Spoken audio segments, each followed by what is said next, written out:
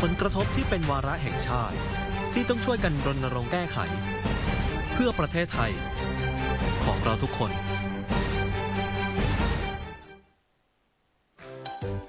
กลุ่มโรคไม่ติดต่อได้ฆ่าชีวิตประชากรไทยถึง 75%องค์การอนามัยโลกจัดว่าเป็นการเสียชีวิตก่อนวัยอันควรซึ่งโรคไม่ติดต่อเกิดจากพฤติกรรมสุขภาพและวิถีชีวิตที่ไม่เหมาะสมโรคที่อยู่ในกลุ่มโรคไม่ติดต่อได้แก่โรคหัวใจโรคหลอดเลือดโรคเบาหวานโรคอ้วนโรคมะเร็งโรคไตและโรคปอดเรื้อรังโดยมีวิธีการป้องกันได้ง่ายๆคือการออกกำลังกายอย่างสม่ำเสมอเลี่ยงอาหารมันเค็มและเพิ่มผักผลไม้พักผ่อนให้เพียงพอไม่สูบบุหรี่ไม่ดื่มเครื่องดื่มแอลกอฮอล์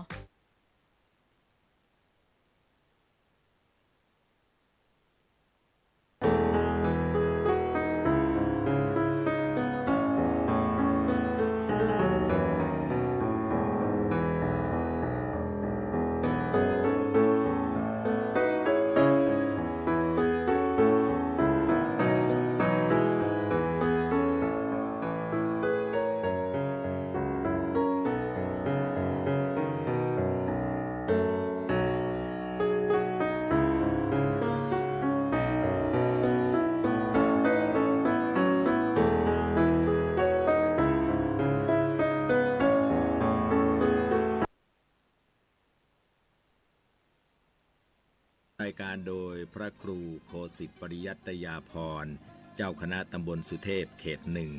เจ้าอาวาสวัดป่าแดงมหาวิหารอำเภอเมืองจังหวัดเชียงใหม่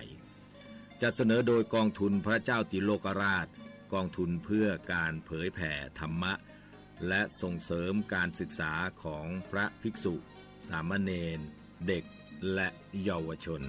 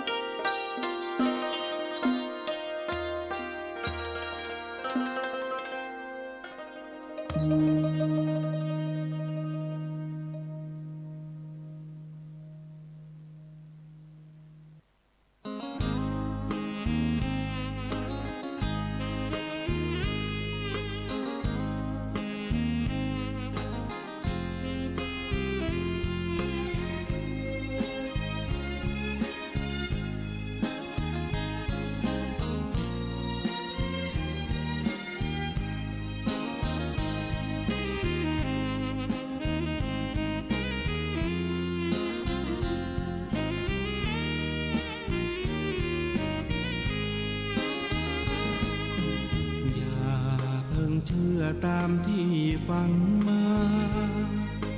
ช่างอุราไว้บ้างเถิดน้องอย่าเชื่อตามที่ทำสืบต่อในสิ่งนั้นน้องอาจจะไม่ถูกจริงอย่าเพิ่งเชื่อตามที่เล่าลือ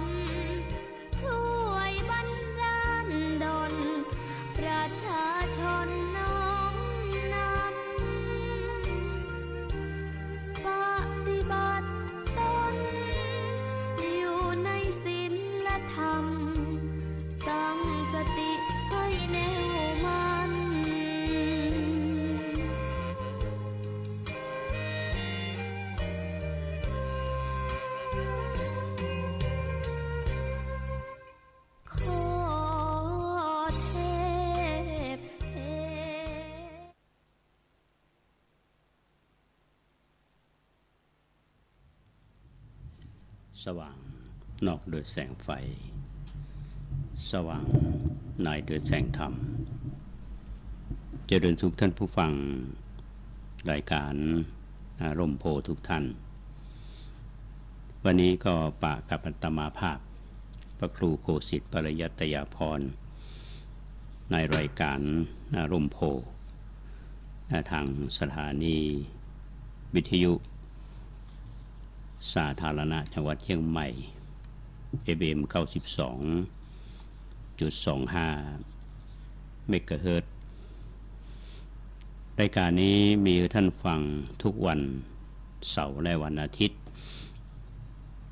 วันนี้ท่านทั้งหลายจะแปลกใจเป็นจะได้รายการร่มโพมาก่อนเวลาก็ได้รับการประสานจากท่านพระครูสมุวิศวัตรวรกิจโจท่านผู้อำนวยการสถานีวิทยุ 104.5 เมกะเฮิรตซ์บอกว่าวันนี้ก็มีรายการเดินหน้าประเทศไทยก็อาจจะมาเนื่องมาจากการวันนี้เพราะเป็นวันเลือกตั้งก็อาจจะเป็นได้รายการนี้ก็มาก่อนเวลาปกติจะมาปะกันหลังรายการเดินหน้าประเทศไทย ก็ขอชื่นชมกับพี่น้องประชาชนไทยที่ฮักประชาธิปไตยทั้งหลายวันนี้ออกไปใจสิทธิ์ใจเสียงในการเลือกผู้แทนราษฎรเพื่อที่จะไปบริหารบ้านเมืองโดยรวมแล้ววันนี้ก็เห็นว่ามีผู้ไปใจสิทธิ์นักนะก็ลองติดตามข่าวนะแต่ว่าทุเจ้าเพื่อนจะไปใจสิทธิ์จะได้เนี่ยทุเจ้าเฮาก็ตามกฎหมายก็มีสิทธิ์อยู่แต่ไปใจสิทธิ์บ่ได้โยมเพิ่นก็ถามเหมือนกันว่าท่านไปลงคะแนนได้ก่อว่ากันบอกว่าตามสิทธิ์มันมีแต่สิทธิเฮามันมีแต่ว่าเฮาไปใจสิทธิ์บ่ได้เพราะว่าทุเจ้าอยู่ในประเภทของคนวิกลจริตคือโอ้ว่าฉะนั้นนะอันนี้ก็แสดงความยินดีกับพี่น้องที่ไปใจสิทธิ์กันนะเพราะเราต้องการประชาธิปไตยในการร่วมโพของเรานั้นก็ยังอยู่กับท่านผู้ฟังก็อาจจะบางทีก็อาจจะมาเวยเพราะขึ้นกูยาเวลาที่มีอยู่บางวันก็อาจจะมาจ้าแต่อย่างใดก็ตามอาตมาภาพถ้าหากว่าบ่ล้มหมอนนอนเสื่อจริงๆเนี่ยก็ต้องมาปะกันถึงแม้ว่าสุขภาพจะบ่ค่อยเต็มร้อยเท่าใดก็อย่างใดก็จะอยู่กับท่านผู้ฟังก็ต้องขอบคุณหลายท่านที่เป็นกำลังใจได้เป็นห่วงให้ดูแลสุขภาพนะอายุก็นักขึ้นโรคภัยไข้เจ็บมันก็มาเยือนเป็นเรื่องธรรมดาเหมือนองค์สมเด็จพระสัมมาสัมพุทธเจ้าเนี่ยท่านได้กล่าวสอนเฮาเป็นประจำเพราะว่าคนเฮานี่มีเกิดมีแก่มีเจ็บมีตายร่างกายของเฮานั้นมันก็เสื่อมไปตามกำลังของมันก็แปรเปลี่ยนไปทุกเวลานาทีแต่ในขณะที่วันเวลาเปลี่ยนไปนั้นเฮาจะใจเวลาของเฮาที่มีอยู่เนี่ยคือเป็นประโยชน์มากน้อยแค่ไหนอันนี้เป็นประการสำคัญนะอย่างเพิ่นบอกว่าคนบางทีเกิดขึ้นมาเป็น100 ปีแล้วอยู่บ่ทำประโยชน์อะไรอย่างมันก็เป็นความว่างเปล่าถ้าบางคนเกิดขึ้นมีอายุบ่กี่ปีแต่ว่าทำประโยชน์เพื่อแก่บ้านเมืองมีประโยชน์ต่อสังคมประเทศชาติเฮาก็เหมือนมีอยู่100 ปีนี่ก็บ่งบอกถึงว่าเฮาใช้เวลาให้เป็นประโยชน์ให้นักที่สุดนะเพราะฉะนั้นวันเวลาที่เฮาใจมันถึงวัน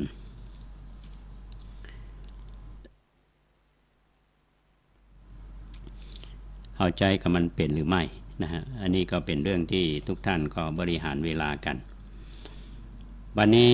ในเบื้องต้นนี้ก็อยากจะนำเรื่องของคัมภีร์ธรรมอมตะมาฝากท่านผู้ฟังที่เป็นพี่ในธรรมพระศาสดาก็อยู่ในหัวข้อว่าทุกสิ่งสำเร็จด้วยใจมโนบุพังคมาธัมมามโนเศรษฐามโนมยามนัสสาเจปัสสันเนนะภาจติวากโรติวาตะโตนังสุขามะเนวติฉายาวะอนะปายินี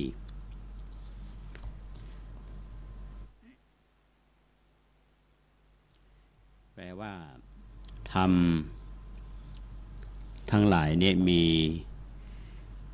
ใจเป็นหัวหน้า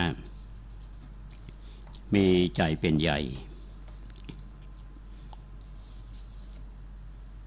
สำเร็จ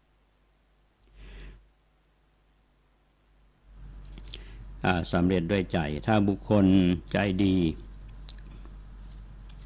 จะอู้ก็ตามหรือว่าจะทำก็ตามเพราะความดีนั้นสุขย่อมติดตามเขาไปเหมือนเงาติดตามตัวเขาไปฉะนั้นอันนี้เป็นพ าษิตที่พระพุทธเจ้าได้ตรัสเอาไว้มาจากขุททกนิกายยมกะวรรคมาในพระไตรปิฎกท่านผู้ฟังจะเห็นได้ว่าพุทธภาษิตที่นำมายกมาให้ท่านทั้งหลายได้ฟังกันวันนี้เราจะเห็นได้ว่าทุกอย่างเนี่ยมีใจเป็นหัวหน้าแต่สำเร็จด้วยใจเขาจะอู้ก็ตามจะเงี้ยอย่างก็ตามมันก็สำเร็จด้วยใจเพราะฉะนั้นความดีหรือว่า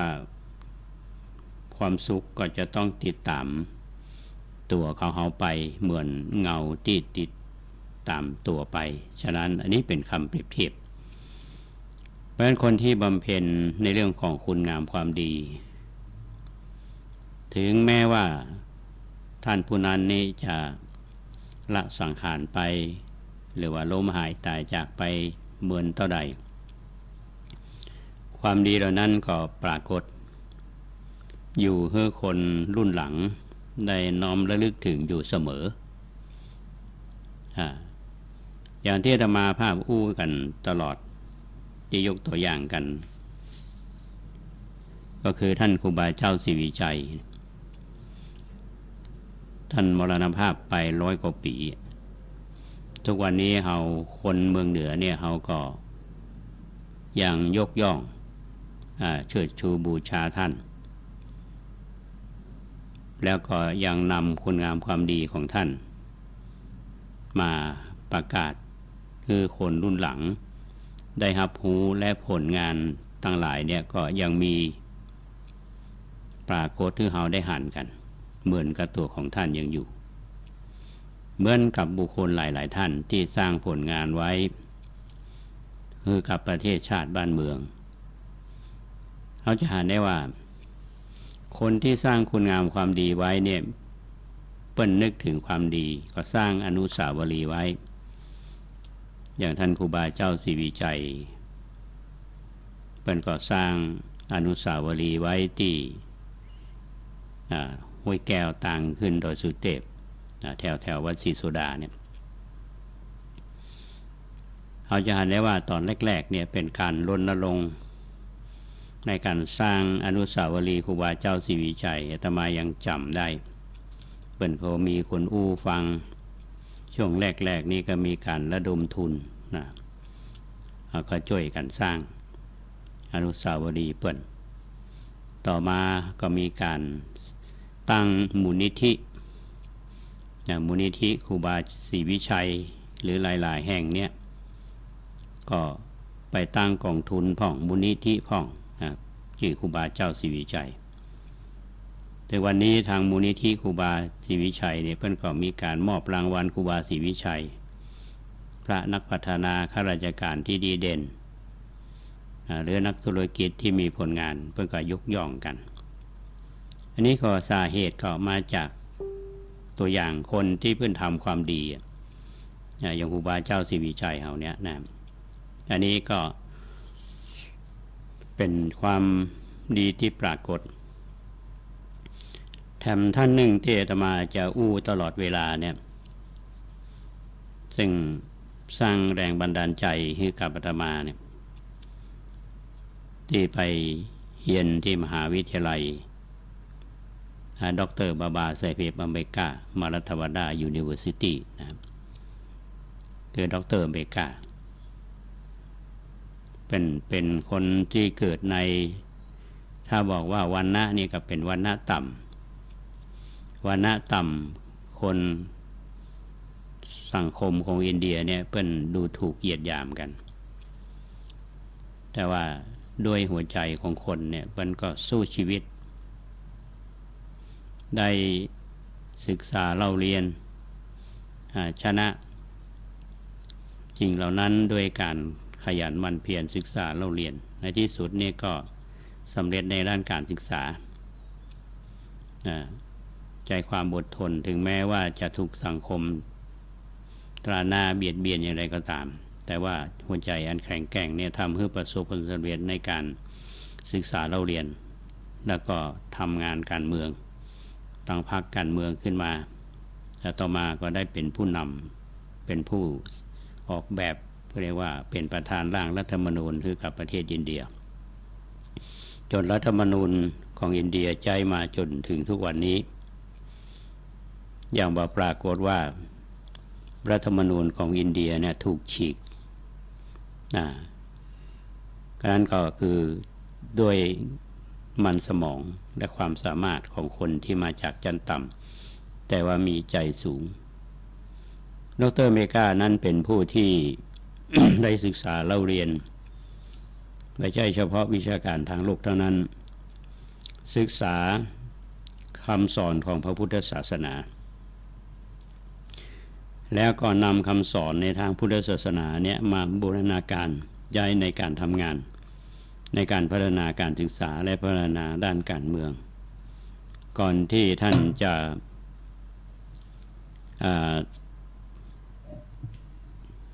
ได้สิ้นชีวิตนั้นท่านก็ได้นับถือพระพุทธศาสนาประกาศตนเป็นพุทธมามกะที่ดิกชภูมิที่นครนากาปูประกาศตนเป็นชาวพุทธอันนี้ถือว่าผู้นำชาวพุทธใหม่ถ้าเราไปประเทศอินเดียเนี่ยเราจะเห็นได้ว่าในสถานที่ต่างๆเนี่ยจะมีอนุสาวรีย์ของดร.เมกาอยู่พออาตมาไปเรียนหนังสือที่อินเดียเนี่ยมีเวลาก็มักจะไปตามหมู่บ้านต่างๆหรือแยกในเมืองต่างๆเนี่ยจะมีอนุสาวรีย์ในชุมชนของชาวพุทธที่นับถือท่านดร.เมกาเนี่ยจะมีรูปของท่านครูบาของไม่ใช่ครูบาเป็นรูปของดร.เมกาคู่กับโคดมก็คือพระพุทธเจ้าของเราชาวพุทธในอินเดียนี้เพิ่นจะฮ้องพระพุทธเจ้านี่คำว่าเป็นโคดมก็คือเป็นโคดชื่อโคดคือโคดมคือโคตมะเนี่ยนะอันนี้ที่เราฟังนี้ก็เพื่อที่จะไปสอดรับกับพุทธภาษิตที่จะมายกมาเนี่ยว่า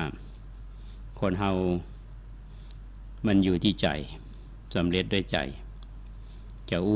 จะทำมาอย่างเนี้ยถ้าเป็นความดีแล้วมันก็เป็นความดีเป็นความสุขแล้วก็เหมือนเงาตามตัว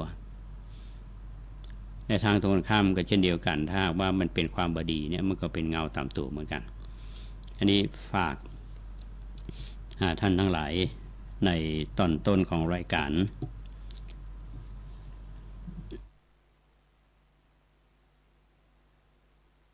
เพื่อให้ท่านผู้ฟังได้รับฟังกันเมื่อตะวานี้อาตมาภาพได้นำเรื่องของท่านลาหุนมาเล่าสู่ท่านทั้งหลายได้ฟังกันก็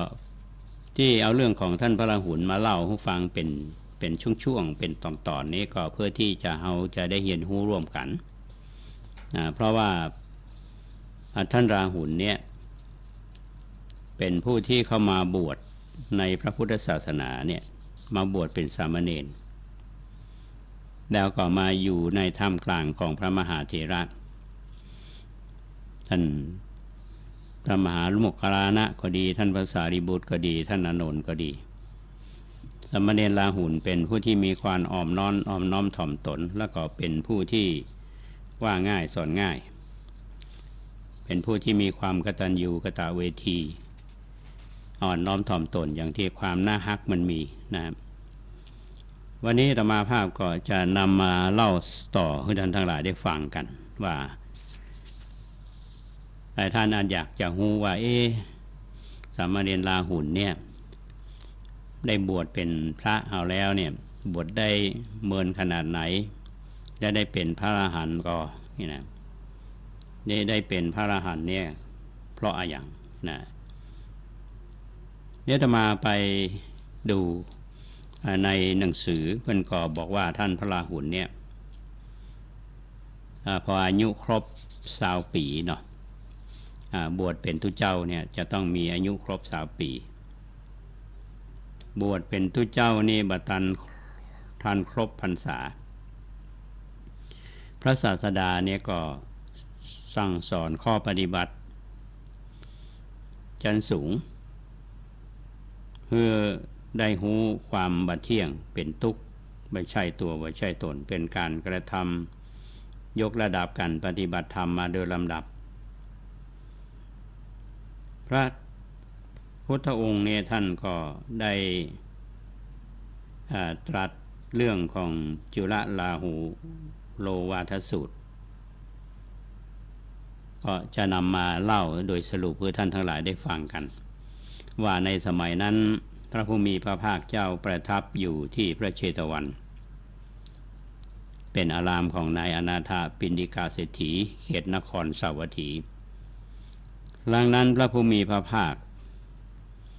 ก็หลีกเว้นประทับไปอยู่ที่ละโหฐานแต่เกิดพระปริวิตกทางพระหฤทัยขึ้นอย่างนี้ว่าลาหุนเนี่ยมีธรรมที่บ่มวิมุตติที่แก่กล้าแล้ว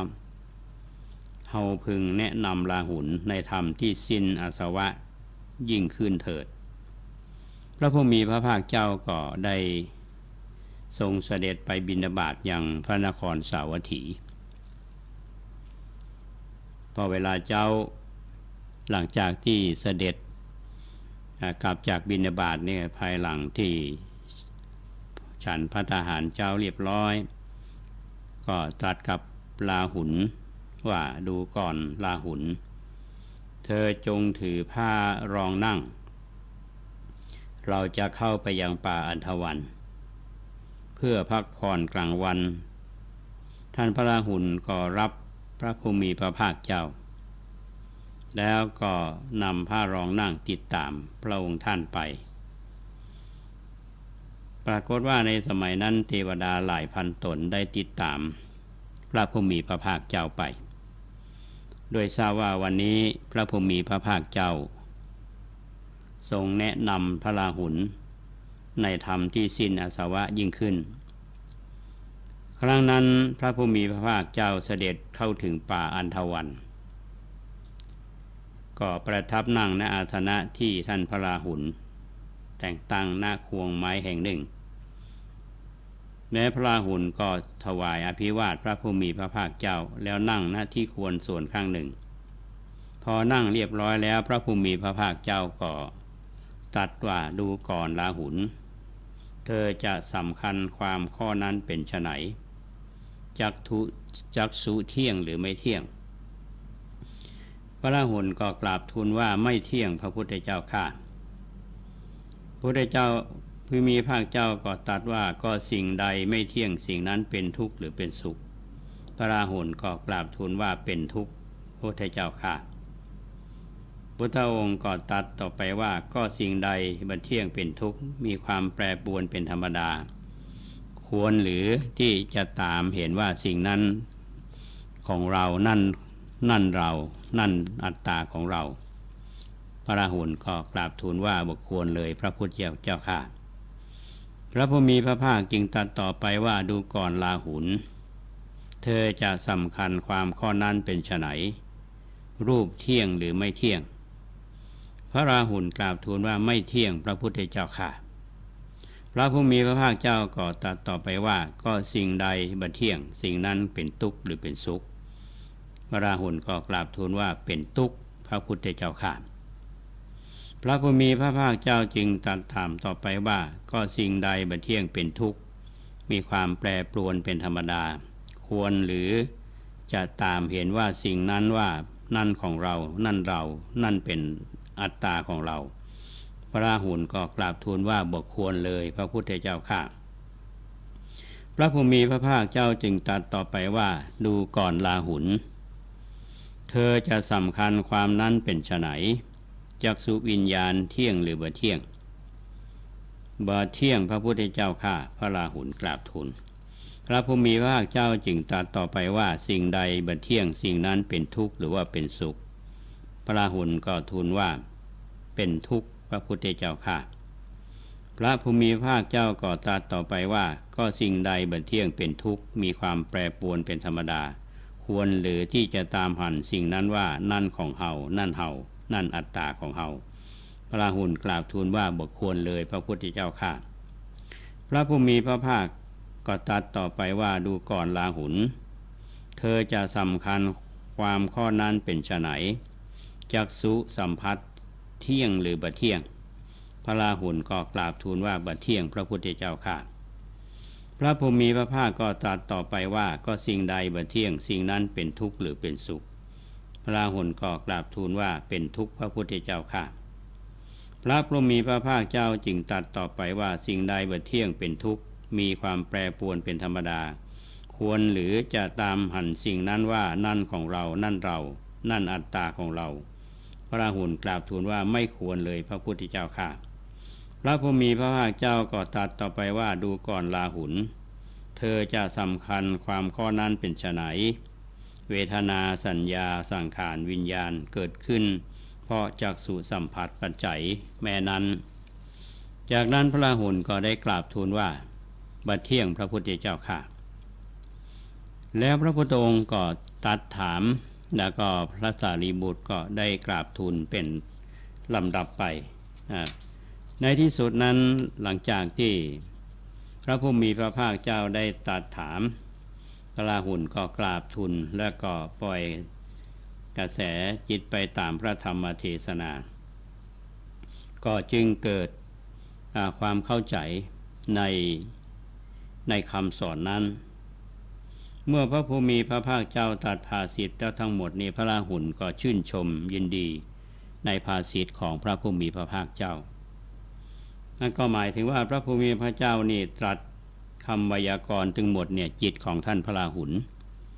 ก็หลุดพ้นจากอาสวะทั้งหลายเพราะบ่ถือมั่นแล้วก็บรรลุอรหัตเป็นพระอรหันต์ในเวลาที่ยังประคบพรรษาเทวดาทั้งหลายพันตนที่ได้หันก็เกิดดวงตาหันธรรมปราศจากทุลีมนทินหมดว่าสิ่งใดสิ่งหนึ่งเกิดขึ้นเป็นธรรมดาสิ่งนั้นล้วนมีความดับเป็นธรรมดาอันนี้เป็นสาระสำคัญในจุลลาหุโลวัฏสูตรก็นำมาเสนอให้พี่น้องท่านผู้ฟังได้รับฟังกันนี่ถ้าเพิ่นจะถามว่าพระราหุลเนี่ยได้ฟังธรรมจากพระพุทธเจ้าเนี่ยแล้วก็ได้เป็นพระอรหันต์โดยการฟังในสุดนี้หลังจากท่านพระราหุลได้เป็นพระอรหันต์แล้วก็ปรากฏว่ามีในเวลาวิกาลวันหนึ่งเนี่ยท่านพระราหุลก็บรรดาทุเจ้าทั้งหลายก็ไปสู่พระเวฬุวันแล้วก็พระราหุลก็อยู่ที่ของท่านราหุลนี่ก็ไปนอนหน้ามุขคันธกุฎีของท่านพระตถาคตก็ดังที่ทราบแล้วพระราหุลนั้นได้เป็นพระอรหันต์หลังจากที่อุปสมบทแล้วนี่บัดถึงพรรษาปรากฏว่ามีมารชื่อว่าวสวัตดีก็ดำรงอยู่ในภพนั้นหันท่านพระราหุลนอนที่หน้ามุขคันธกุฎีของพระพุทธเจ้าก็คิดว่าพระนอนน้อยผู้แทงใจของสมณะโคโดมนอนข้างนอกส่วนพระองค์บรรทมภายในพระคันธกุฎีเมื่อเราบีบคั้นพระนอนน้อยพระองค์จักเหมือนถูกบีบคั้นไปด้วยมารได้เนรมิตเพศเป็นพญาจ้างสารเอางวงมาฮัดกระหม่อมท่านพระราหุลแล้วก็ฮ้องดูดนกกระเรียนด้วยเสียงดังพระศาสดาบรรทมในพระคันธกุฎีทรงทราบว่าจ้างนั้นเป็นมารจึงตรัสว่ามารเช่นท่านนั้นแม้ตั้งแสนก็บ่สามารถเพื่อที่จะให้ความกลัวเกิดขึ้นแก่บุตรของเฮาได้เพราะว่าบุตรของเฮานั้นมีปกติบ่สะดุ้งมีตัณหาไปปราดแล้วมีความเพียรใหญ่มีปัญญามากทีนี้พญามารผู้บาปเนี่ยก็คิดว่าพระสมณะโคดมย่อมหูจักเฮาแล้วก็หายไปอันนี้ถ้าเฮาฟังกันดีๆท่านผู้ฟังคำว่ามารในที่นี้นะคือสิ่งที่จะมาทำให้มาทดสอบพันพระราหุล นะพระพุทธเจ้าเนี่ยก็ท่านก็ทรงทราบเรื่องนี้นะเพราะพระสงฆ์ที่บรรลุเป็นพระอริยบุคคลแล้วเนี่ยเป็นพระอรหันต์เนี่ยก็จะบ่หวั่นบ่กลัวใดๆทั้งสิ้นแม้ว่าอย่างจะเกิดขึ้นนะครับอันนี้เป็นส่วนหนึ่งที่อยากจะเล่าสู่ท่านทั้งหลายได้ฟังกันแถมเรื่องหนึ่งก็คือท่านพระพุทธองค์นี่ได้ยกย่องท่านพระราหุลเหมือนกันพระราหุลท่านบำเพ็ญในเรื่องของธุดงควัตรหลายข้อนะฮะแล้วนอกจากนั้นท่านก็ยังนึกถึงพระมารดาอย่างเตียตมาอู้ไปวันก่อนเนี่ยว่าท่านพระราหุลเนี่ยได้กตัญญูกตเวทีต่อพระพัชจากัจจานาเถรีหรือว่าพระนางยโสธราพิมพาเนี่ยที่เข้ามาบวชเป็นภิกษุณีแล้วก็มีอาการปัญหาในเรื่องของระบบในท้องเนี่ยเนาะจะต้องฉันมะม่วงผสมน้ำมะม่วงที่ผสมน้ำตาลกรวดเนี่ยถึงจะหายพระสารีบุตรก็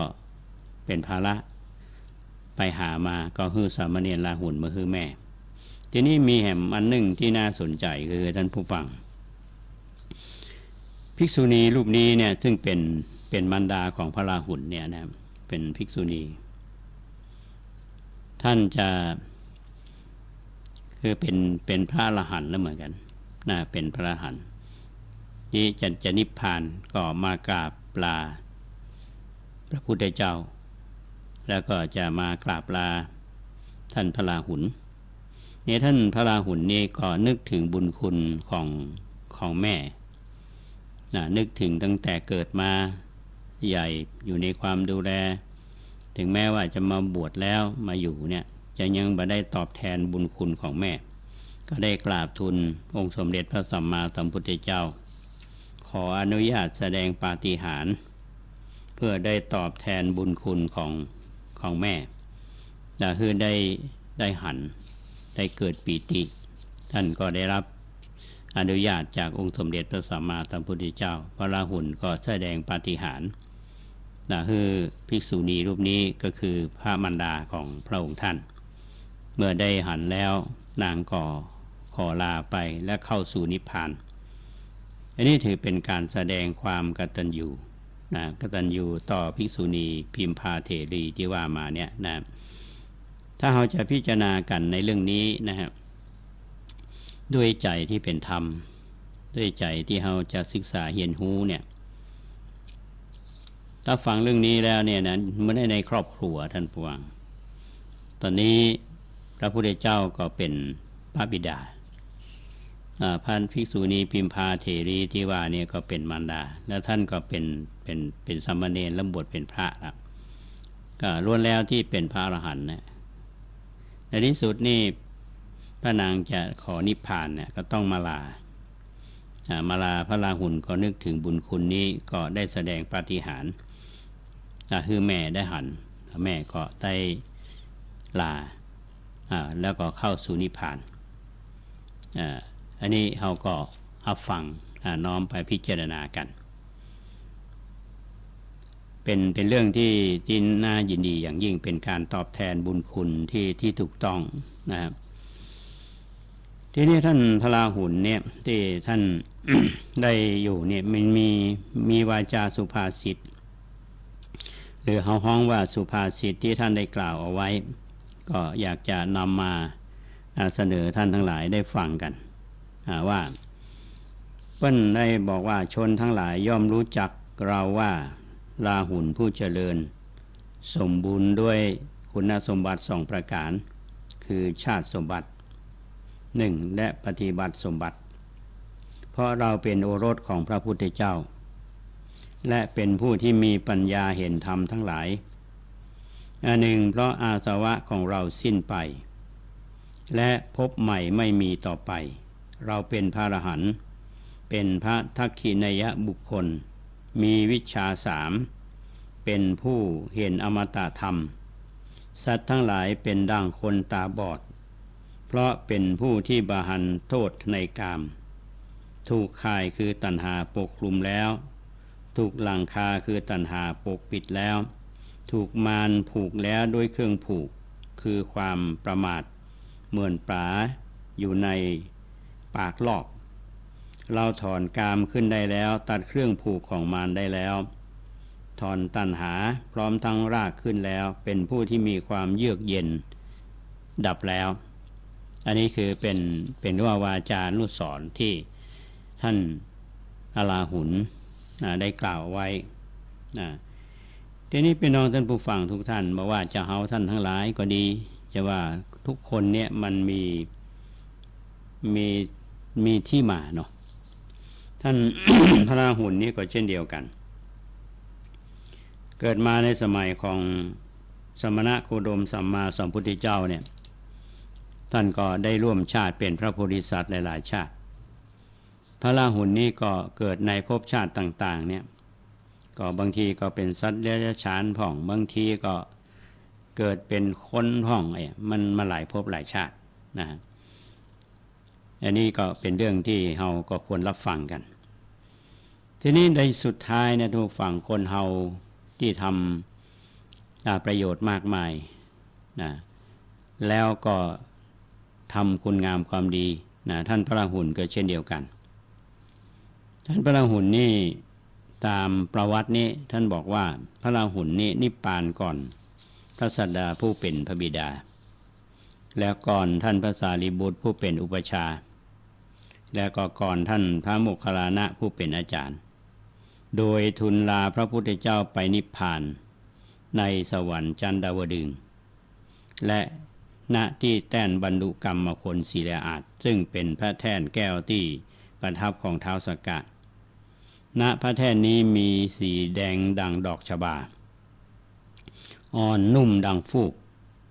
เมื่อกล่าวท้าวสักกะนี้ประทับพักผ่อนอิริยาบถเหนือแท่นศิลาอาสน์แล้ว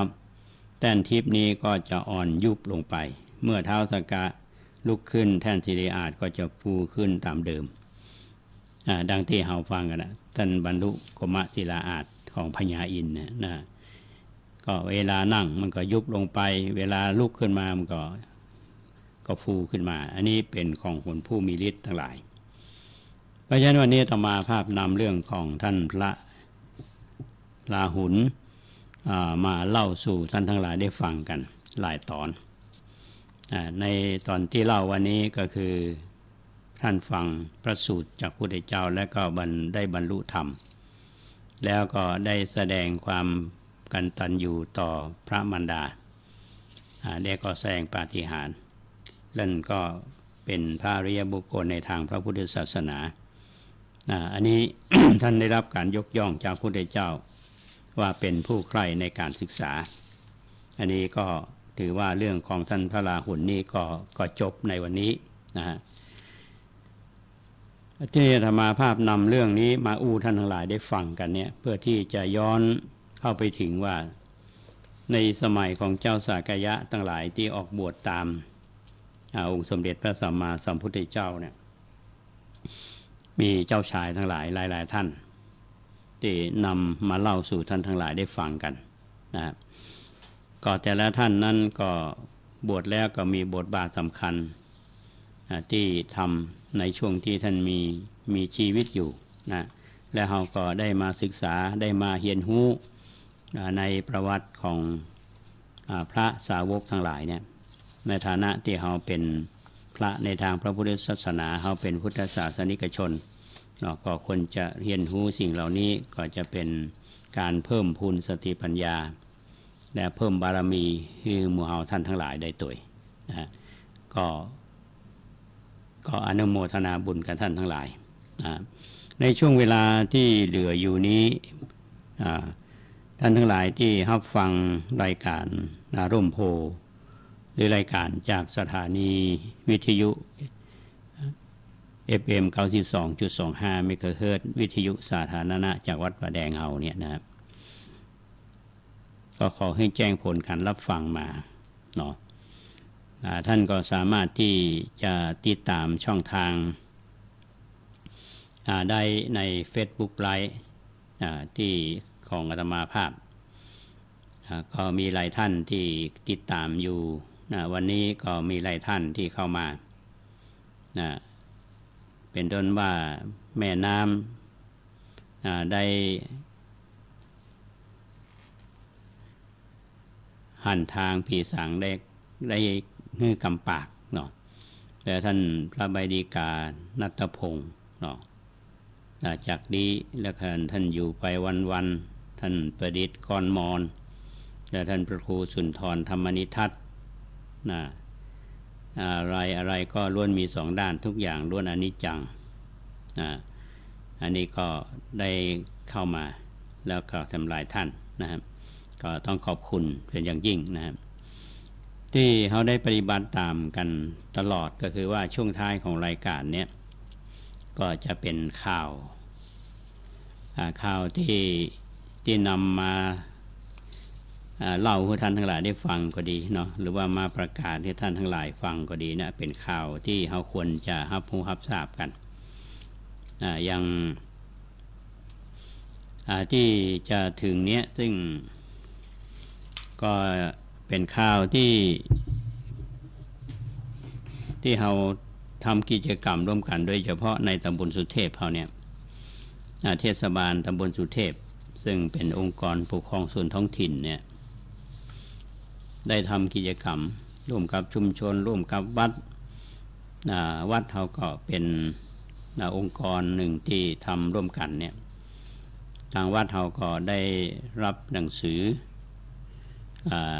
เชิญเข้าร่วมกิจกรรมลงนามบันทึกข้อตกลงสัตว์ปลอดโรค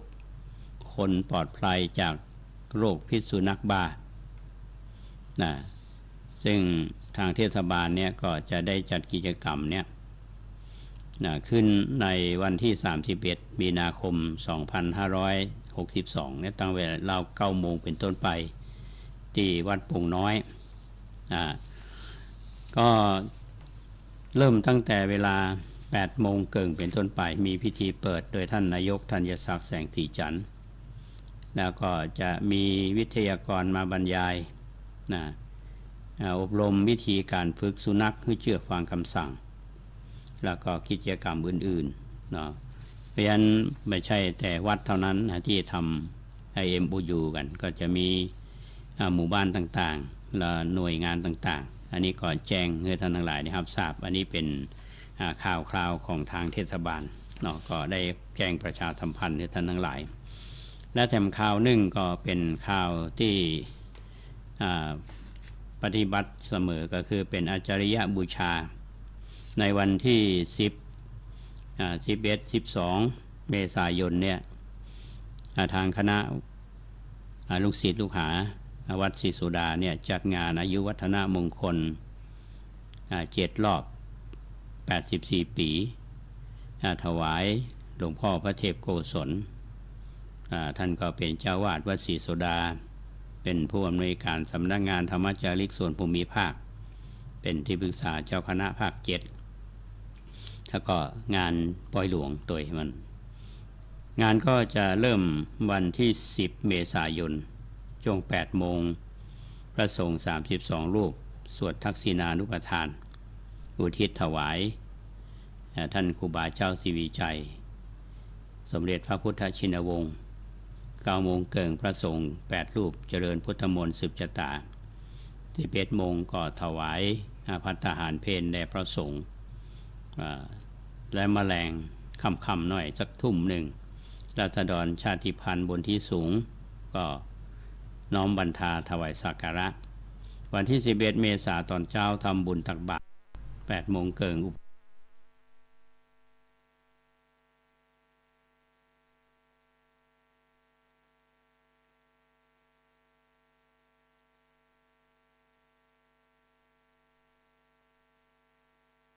11 โมงถวายพระทหารเพลบ่ายโมงคณะสถาบันห้วยน้ำตกห้วยแก้วแห่ขวตาลวันที่12 เมษายนในหัววัดต่างๆว่าก็แห่ขวตาลเข้ามาร่วมทำบุญอันนี้เป็นข่าวที่อยากจะ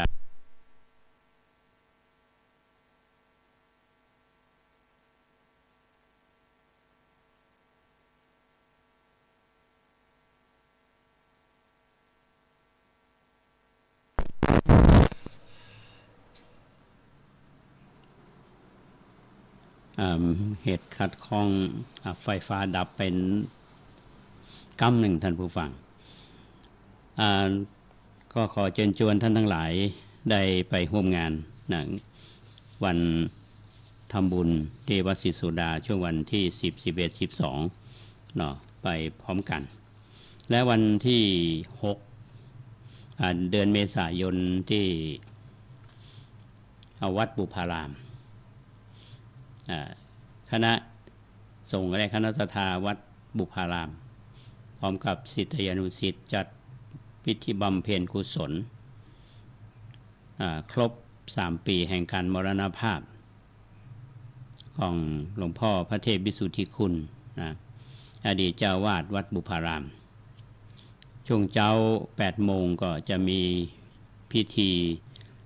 สวดทักษิณานุปทานเป็นพระภิกษุสามเณรในวัดช่วงเย็นคือช่วงทุ่มหนึ่งนี่ก็จะมีพิธีสวดพุทธมนต์คือสวดธรรมนิยามสูตรก็เพื่อน้อมรำลึกถึงท่านหลวงพ่อ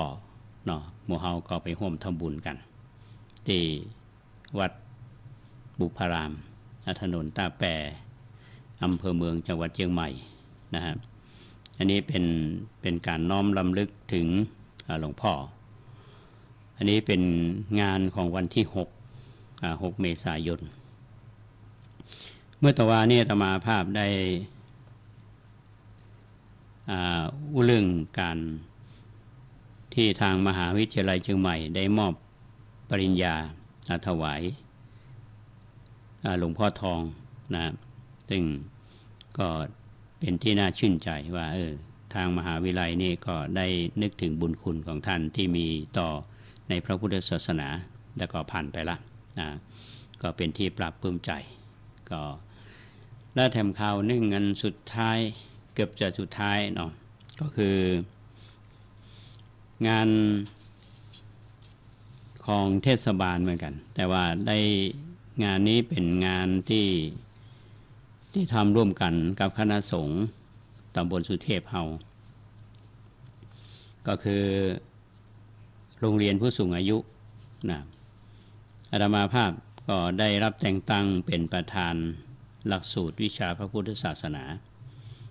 แล้วเขาก็เปิดสอนกันมาเป็นวิชาหนึ่งแก่นักเรียนผู้สูงอายุอันนี้ก็มาถึงรุ่นที่3ก็จะไปในสถานที่ต่างๆเนี่ยวัดต่างๆนะที่มีก็คือวันที่13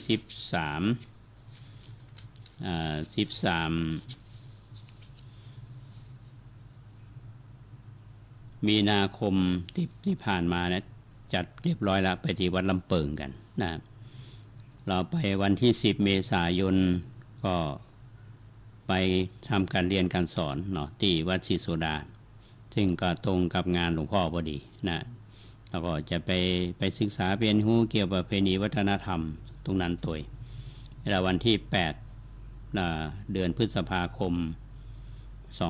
2562ก็มีกำหนดไปที่วัดอุโมงค์สวนพุทธธรรมวันที่29 พฤษภาคมเนาะมีกำหนดไปที่วัดปุ่งน้อยอันนี้เป็นวัดที่4วัดที่5กับวันที่12 มิถุนายน 2562ที่วัดผาลาดวันที่10 กรกฎาคม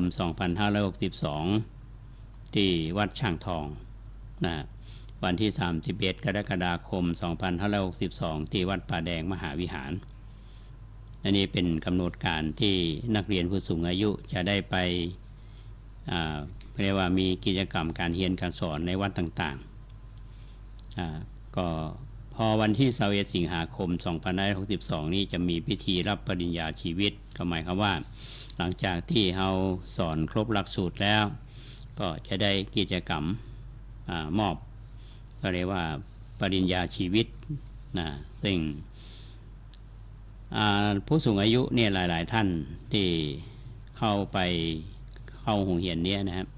ตอนเข้าไปใหม่ๆนี่ก็ยังกระอักกระอ่วนยังบ่เข้าที่เข้าต่างเนาะ แต่ว่าพอเข้าไปแล้วนี่ม่วนได้เปื้อนได้เฮียนหูอย่างหลายอย่างนะฮะที่สำคัญที่สุดนั่นก็คือได้มิตรได้สัมพันธภาพนะแต่ธรรมผ่านก็ชื่นใจก็ชื่นชมในนโยบายของท่านนายกเทศมนตรีตำบลสุเทพที่พี่น้องตำบลสุเทพเราเนี่ยหลายๆหมู่บ้านเวลามีกิจกรรมธรรมสัญจรเนี่ยเมื่อก่อนที่ยังไม่ได้เปิดโรงเรียนผู้สูงอายุเนี่ยก็กลุ่มไผ่กลุ่มมันเนาะพอหลังจากที่มีเปิดโรงเรียนผู้สูงอายุแล้วเนี่ยจะกลายไปทางใดก็เป็นคนรู้จักกันหมดเลยมันเป็นภาพที่ประทับใจนะฮะโดยเฉพาะวิชาพระพุทธศาสนาเนี่ยมีหลายท่านบอกว่ามันจำเป็นต้องสอนก็ได้ก้าพ่อฮู้กันหมดละนะแต่ต้องชื่นชมท่านนายกบอกว่าท่านนายกบอกว่าจริงๆแล้วเราไม่ได้ประสงค์ที่จะต้องไปเฮียนในชนิดที่ว่าต้องเฮียนหัวข้อธรรมะเฮียนเอาเป็นเอาตายไปใช่ก็คือไปได้รู้จักประวัติของวัดนั้นๆกิจกรรมที่ทำแล้วก็มีหลักธรรมมาใช้แล้วก็ที่สำคัญนั่นก็คือได้เปลี่ยนบรรยากาศ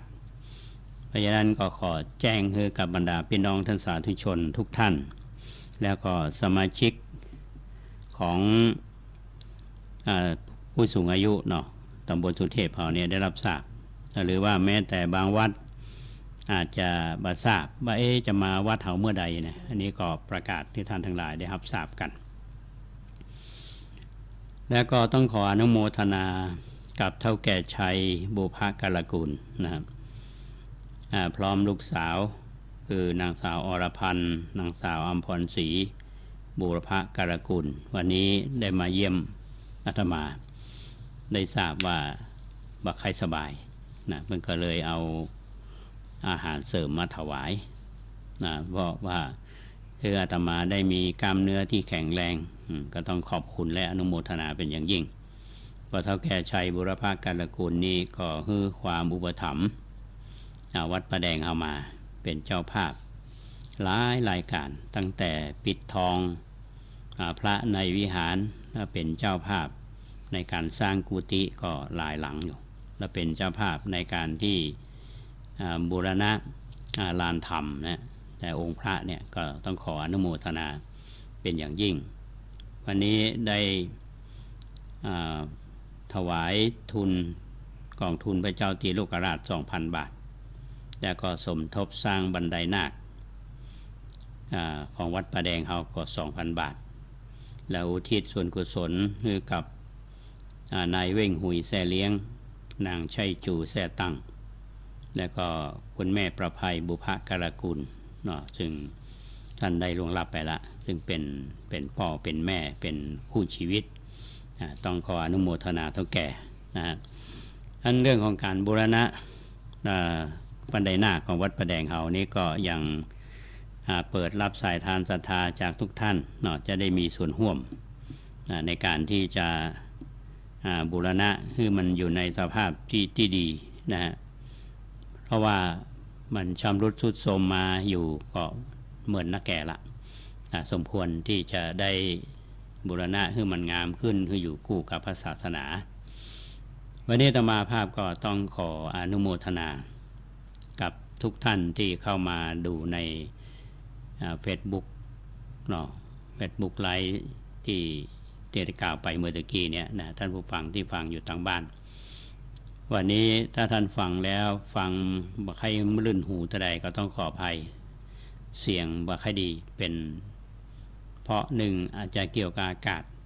2ในห้องส่งเฮาเนี่ยแอร์จะเย็นนะแต่เมื่อตะกี้นี่ก็ไฟดับไปกรรมต้องขออภัยด้วยแถมสักกรรมนึงท่านก็จะได้ฟังข่าวสารจากทางฝ่ายบ้านเมืองอาจจะมีเรื่องข่าวเรื่องการเลือกตั้งก็ได้เพราะฉะนั้นวันนี้อาตมานำรายการล่มโพมาปะกับท่านผู้ฟังก็คิดว่าพอสมควรแก่เวลาละเราก็ไว้ปะกันใหม่ในวันเสาร์และวันอาทิตย์หน้าก็ถ้าท่านมีอย่างก็โทรมาที่โทรศัพท์ 0818815690 0818815690 ขอบคุณท่านพระครูสมุวิศวัตรวรกิจโจท่านผู้อำนวยการสถานี 104.5 เมกะเฮิรตซ์วัดป่าหินที่ดูแลด้านเทคนิคคือ อนุโมทนากับท่านผู้ฟังทุกท่านที่รับฟังรายการนี้ด้วยดีเสมอมาขอความสุขสวัสดีจงบังเกิดมีแก่ท่านผู้ฟังทุกท่านขอเจริญพร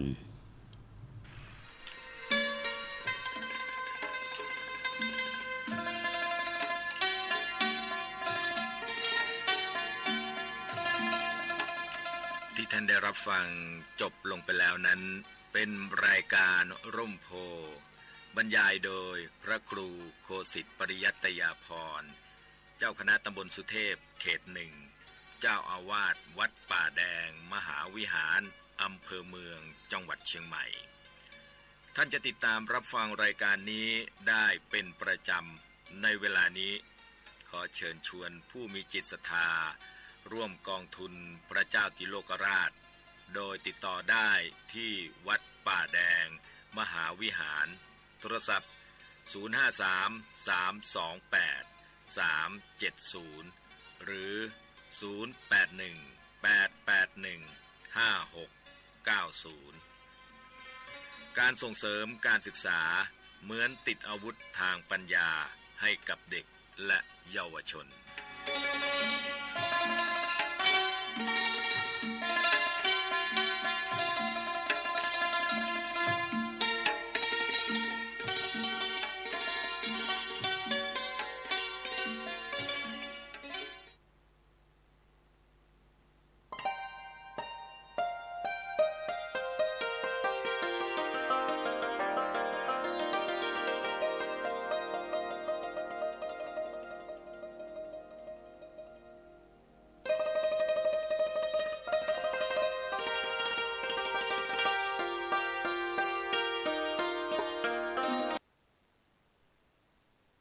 การปิดหีบเลือกตั้งแล้วซึ่งคาดว่าจะทราบผลคะแนนอย่างไม่เป็นทางการในเวลา 22 นาฬิกาของวันนี้และหลังเที่ยงคืนคาดจะรู้ผลอย่างเป็นทางการ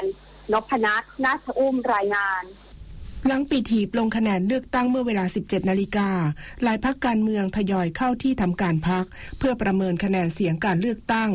เริ่มที่พรรคพลังประชารัฐขอบคุณประชาชนที่ออกมาใช้สิทธิ์เลือกตั้งและขอบคุณทุกคะแนนเสียงที่ไว้วางใจให้กับพรรคนายอุตตมะ สาวนายนหัวหน้าพรรคพลังประชารัฐพร้อมด้วยแกนนำพรรคแถลงขอบคุณประชาชนที่ออกมาใช้สิทธิ์ลงคะแนนเสียงเลือกตั้งซึ่งวันนี้เป็นวันสำคัญสำหรับประเทศไทยที่ประชาชนจะแสดงพลังในการลงคะแนนเสียงเพื่อกำหนดอนาคตของประเทศซึ่งต้องรอให้มีการนับคะแนนออกมาก่อนจึงจะทราบว่าต้องดำเนินการอย่างไรต่อไปกราบขอบพระคุณพี่น้องคนไทยทุกคนที่ได้ออกมาลงคะแนนเสียงเลือกตั้งในครั้งนี้ถือเป็นวันสำคัญอย่างยิ่งกับสำหรับประเทศไทยของเราในการที่เรามาลงคะแนนเพื่ออนาคตของประเทศ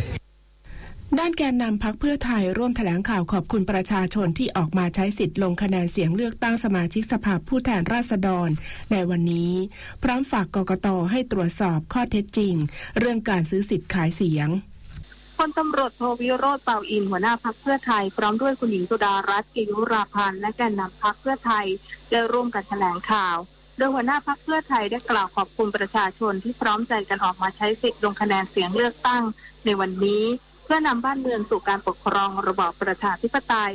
พร้อมกันนี้ยังฝากกกต.ตรวจสอบข้อเท็จจริงกรณีมีกระแสข่าวว่ามีเจ้าหน้าที่รัฐนำเงินไปแจกให้กับประชาชนที่หน่วยเลือกตั้งเพื่อให้ข้อเท็จจริงปรากฏและการเลือกตั้งเป็นไปอย่างสุจริตเที่ยงธรรมได้ทราบว่าพี่น้องประชาชนได้มาใช้สิทธิ์กันอย่างอุ่นหนาฝาข้างนะครับทั่วประเทศทางพรรคเพื่อไทยในนามคณะผู้บริหารพรรคและสมาชิกพรรคทุกท่านนะครับก็ขอกราบขอบพระคุณพี่น้องประชาชนเป็นอย่างยิ่งนะครับที่ได้ออกมาใช้สิทธิ์เพื่อส่งเสริมระบอบประชาธิปไตยกันอย่างอุ่นหนาฝาข้างและก็ทำให้การเลือกตั้งครั้งนี้นำไปสู่การที่นำระบอบประชาธิปไตยกลับมาปกครองบ้านปกครองเมืองต่อไปครับด้านคุณหญิงสุดารัตน์ เกยุราพันธ์กล่าวเพิ่มเติมว่าทุกคะแนนของประชาชนจะไม่สูญเปล่าพรรคจะมุ่งมั่นทำงานเพื่อประเทศชาติและประชาชนต่อไปรวมทั้งเห็นว่าทุกคนควรเคารพการตัดสินใจของประชาชน